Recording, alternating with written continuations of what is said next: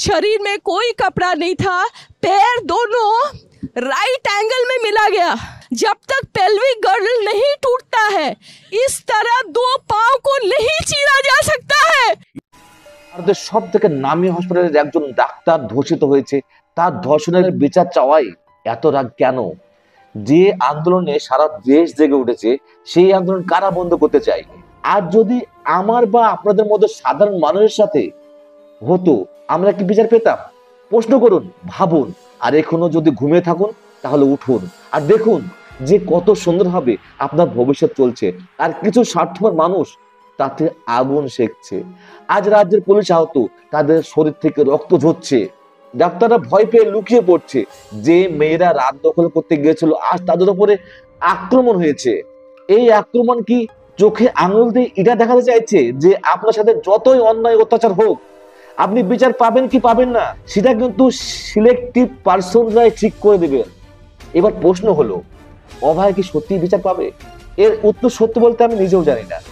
আসল উদ্দেশ্যে কি ধরা পড়বে, এটাও আমি জানি না। পুলিশ যদি নির্দোষ হয়ে থাকে, তারপর কেন টানা 3 ঘন্টা বাড়ির লোককে বসিয়ে রাখা হয়েছিল?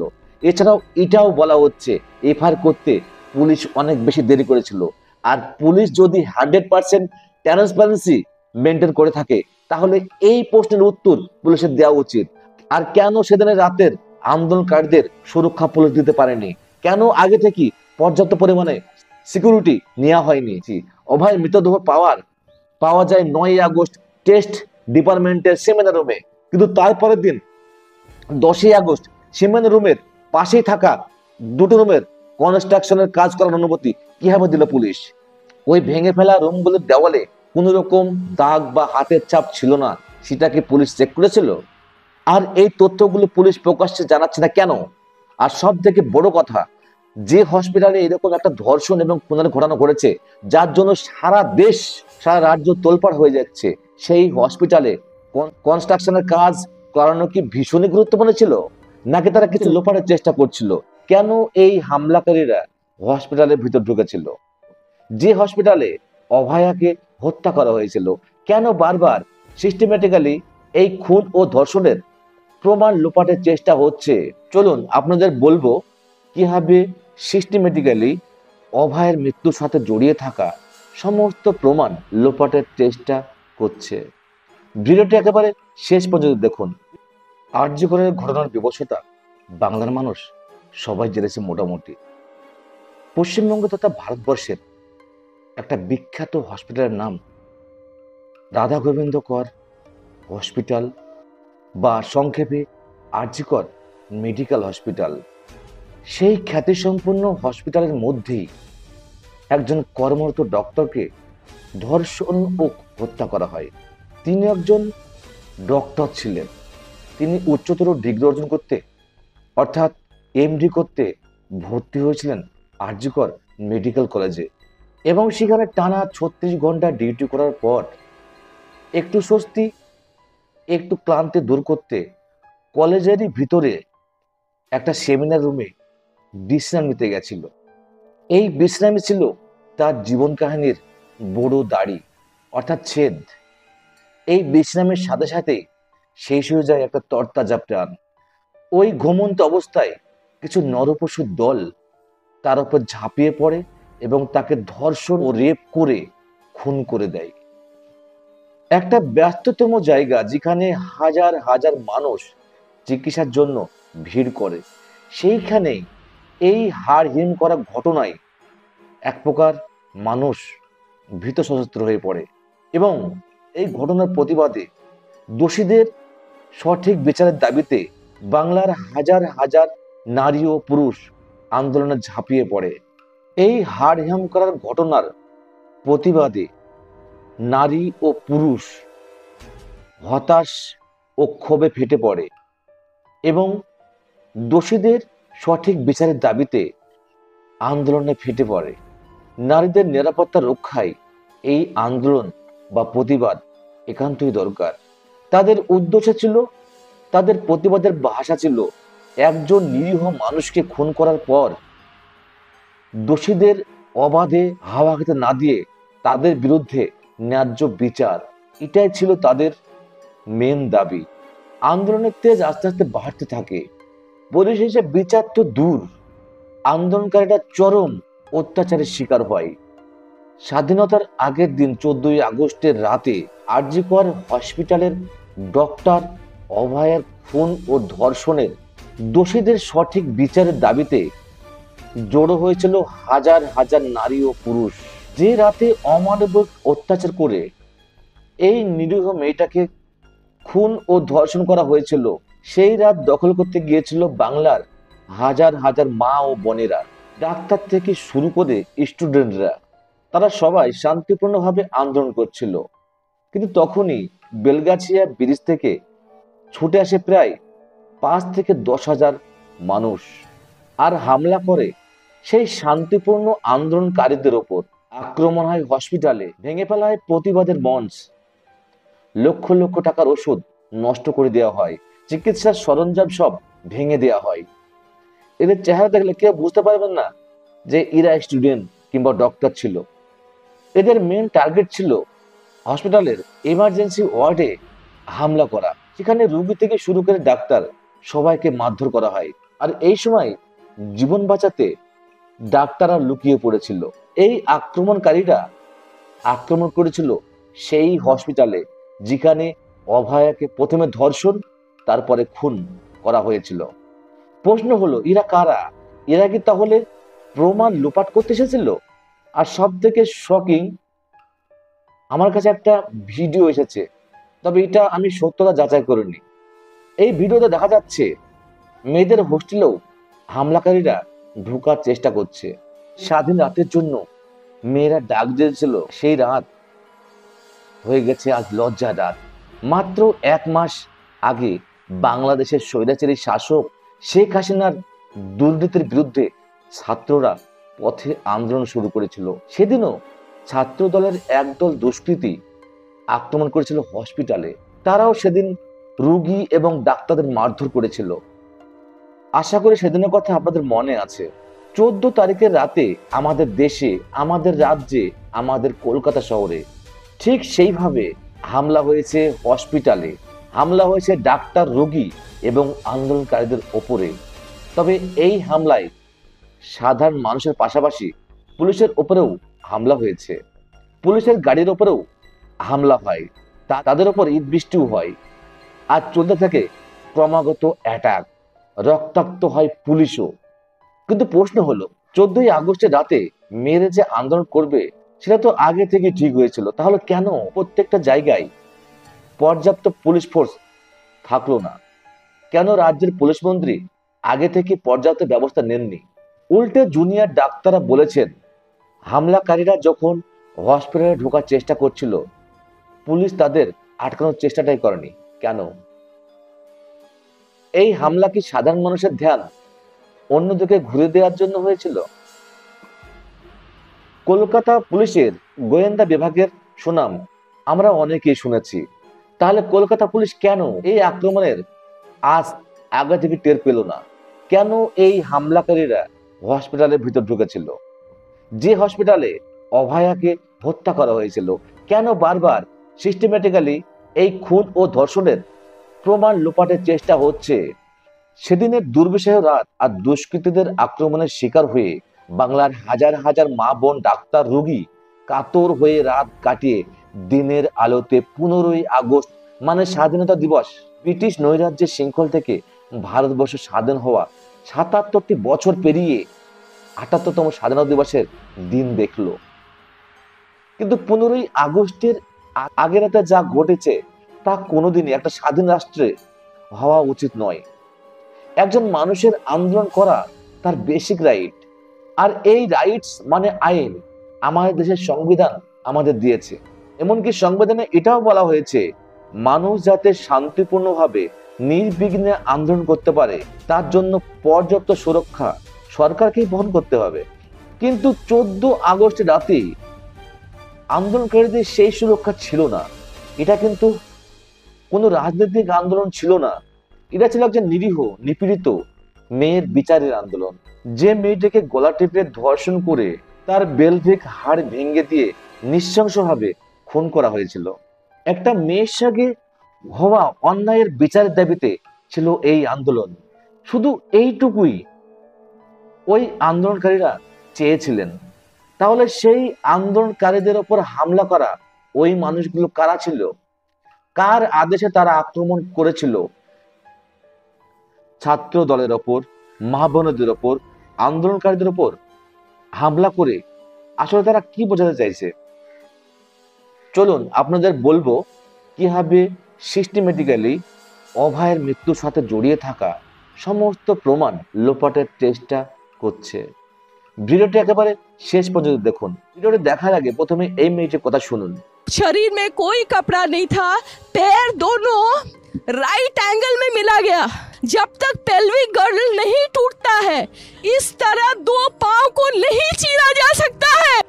ইনি হলেন অভয়ের একজন প্রতিবেশী। তিনি এই প্রসঙ্গে একটা ইন্টারভিউ দিয়েছেন। ভাবতে পারছেন এই মেয়েটি কি নৃশংসতার শিকার হয়েছিল? কোনো মানুষের মধ্যে যদি এতটুকু মানবিকতা থাকে, সেও চাইবে যে মেয়েটি সঠিক বিচার পাক। কিন্তু আমাদের রাজ্যে কিছু অমানুষ রয়েছে যারা চায় না অভয়ের সঠিক বিচার পাক। টানা 36 ঘন্টা ডিউটি, মানে আমার আপনার হতদরিদ্র মানুষের সেবা করে একটু বিশ্রামের জন্য সেমিনার রুমে গিয়েছিল। আর সেই সেমিনার রুমেই রাত 3টি থেকে সকাল 6টার ভিতরে তাকে ধর্ষণ করে হত্যা করা হয়। কিন্তু যখন তার বাড়িতে তার মৃত্যুর বিষয়ে সংবাদ দেওয়া হয়, তখন বলা হয় অভয়া আত্মহত্যা করেছে। আর এখান থেকেই পুলিশের ওপর প্রশ্ন উঠতে থাকে, যে মৃত দেখে একজন গণ্ডমূর্খ বলতে পারবে তার উপর পৈশাচিক অত্যাচার করে তাকে খুন করা হয়েছে। পুলিশ কেন, কোন লজিকে তার বাড়িতে খবর দিল যে সে আত্মহত্যা করেছে? শুরুতে সেটা আত্মহত্যা বলে চালানো হয়েছিল। ইভেন যখন অভয়ের বাড়ির লোক খবর পেয়ে হসপিটালে যান, তাদের টানা 3 ঘন্টা হসপিটালেরই অন্য এক রুমে আটকে রাখা হয়। তারা বারবার হাত জোড় করে রিকোয়েস্ট করেছিল তাদের মেয়ের মৃতদেহকে একবার দেখতে দিতে। কিন্তু হাইকোর্টের করা এফিডেভিটে তারা উল্লেখ করেছেন যে পুলিশ টানা 3 ঘন্টা তাদেরকে একটা আলাদা রুমে আটকে রেখেছিল। এবার 14ই আগস্ট রাতে পুলিশ কমিশনার বিনীত গোয়াল যখন তিনি আর্য করে যান, তিনি এক প্রকার রেগে যান সাংবাদিকদের ওপর। তিনি বলেন পুলিশের নামে বদনাম করা হচ্ছে। তারা 100% ট্রান্সপারেন্সি মেনটেন করে সমস্ত তদন্ত করছেন। এখানে পুলিশের কোনো দোষ নেই। কিছু নিউজ মিডিয়া, কিছু সোশ্যাল মিডিয়ার মাধ্যমে গুজব ছড়িয়ে পুলিশের নামে বদনাম করা হচ্ছে। এখানে আমি বলবো এই ঘটনা নিয়ে কিন্তু বেশ কিছু গুজব সোশ্যাল মিডিয়াতে ছড়ানো হচ্ছে। কোনো ভেরিফাই সোর্স ছাড়াই অনেকেই অনেক কিছু পোস্ট করে দিচ্ছে। তাদের কাছে আমি অনুরোধ করব যে ভেরিফাই সোর্স ছাড়া কোনো কিছু পোস্ট করবেন না। আর যদিও কিছু পোস্ট করে থাকেন, তাহলে নিচে অবশ্যই লিখবেন এর সত্যতা আমরা যাচাই করে নিই। আর পারলে নিউজ মিডিয়া আর পেপারে পাবলিশড হওয়া খবর পোস্ট করুন। আর এখানে আমি ধন্যবাদ দিব যারা 14ই আগস্টে আরজি করে রিপোর্টিং করেছিল। সেই সময় পুলিশ তো নিজেদের হেলমেট পরে প্রোটেকশন নিচ্ছিল, কিন্তু সাংবাদিক ভাইরা কোন রকম প্রোটেকশন ছাড়াই হাতে শুধুমাত্র একটা মাইক নিয়ে এই সমস্ত কিছু তারা কভার করেছিল। 14ই আগস্ট রাতে বিনীত গোয়েল বলেছেন পুলিশকে দোষারোপ করা হচ্ছে। তো প্রশ্ন হলো, পুলিশ যদি নির্দোষ হয়ে থাকে তারপর কেন টানা 3 ঘন্টা বাড়ির লোককে বসিয়ে রাখা হয়েছিল? এছাড়াও এটাও বলা হচ্ছে এফআইআর করতে পুলিশ অনেক বেশি দেরি করেছিল।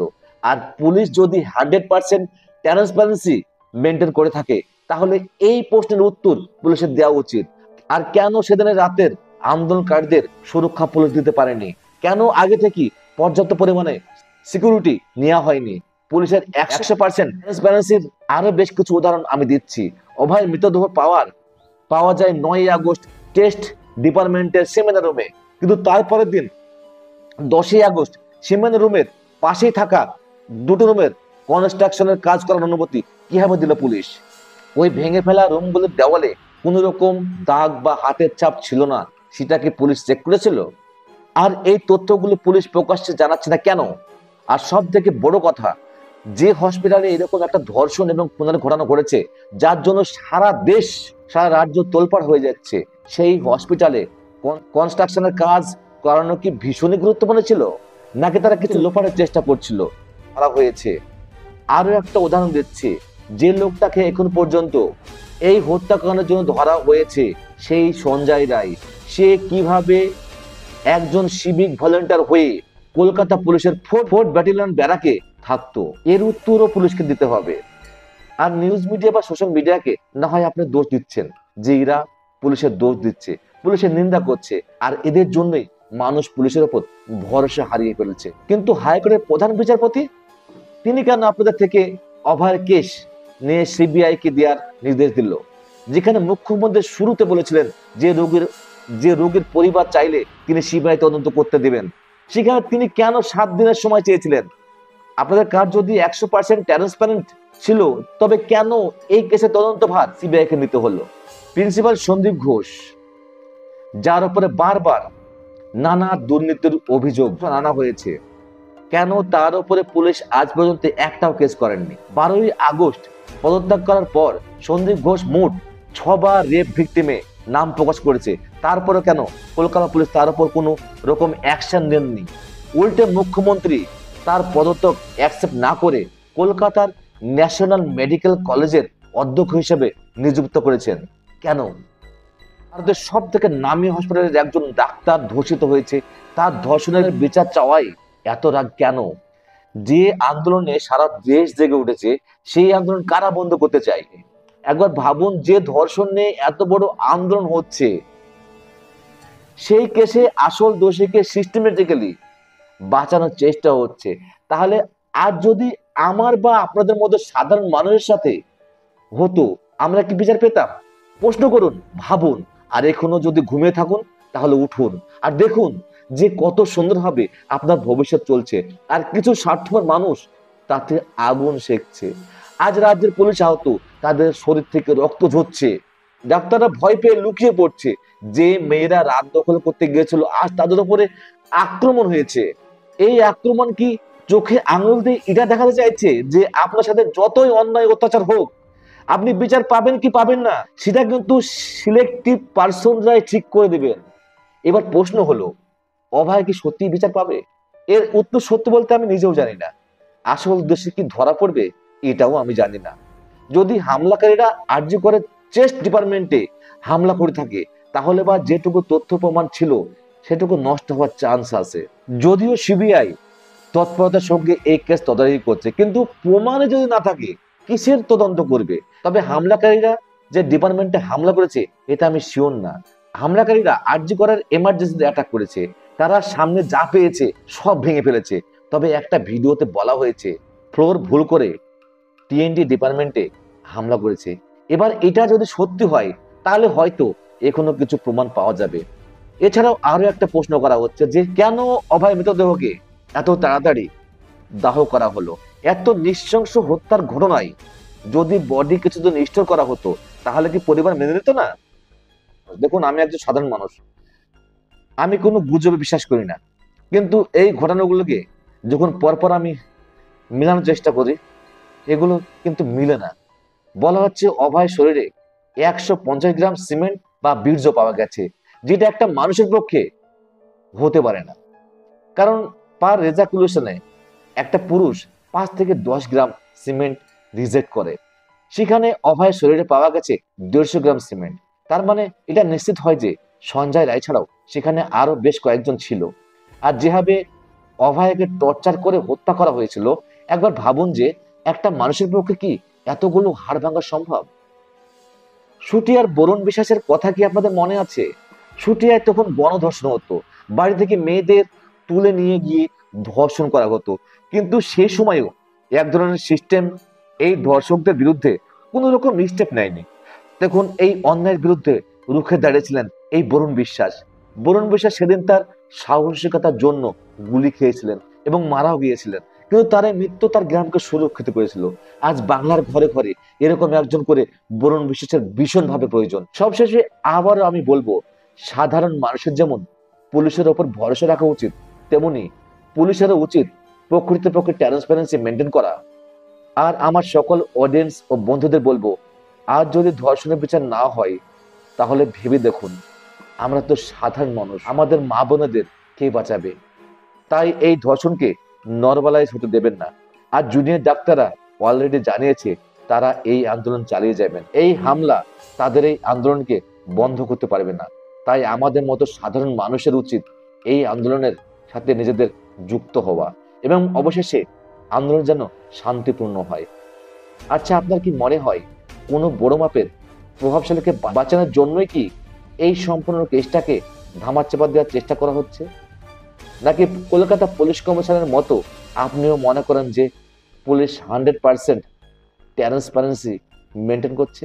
কমেন্ট বক্সে আপনাদের মূল্যবান মতামত প্রকাশ করুন। আমি এই ভিডিওতে দেওয়া সমস্ত তথ্যের সোর্স নিচের ডেসক্রিপশন বক্সে দিয়ে দেব। এখানে কোনো কথাই আমার মন গড়া কথা নয়, একজন সাধারণ মানুষ হিসাবে আরেকজন সাধারণ মানুষের সাথে সরাসরি কথা বললাম। ভিডিওটি যত পারেন বেশি বেশি করে শেয়ার করুন। যারা এই বিষয়ে এখনো জানে না তাদের জানান এবং মা বোনদের সম্মান বাঁচাতে এগিয়ে আসুন। সোশ্যাল মিডিয়াতে জাস্টিস ফর অভয়া পোস্ট করুন। সকলে ভালো থাকুন, সুস্থ থাকুন। দেখা হবে পরের ভিডিওতে।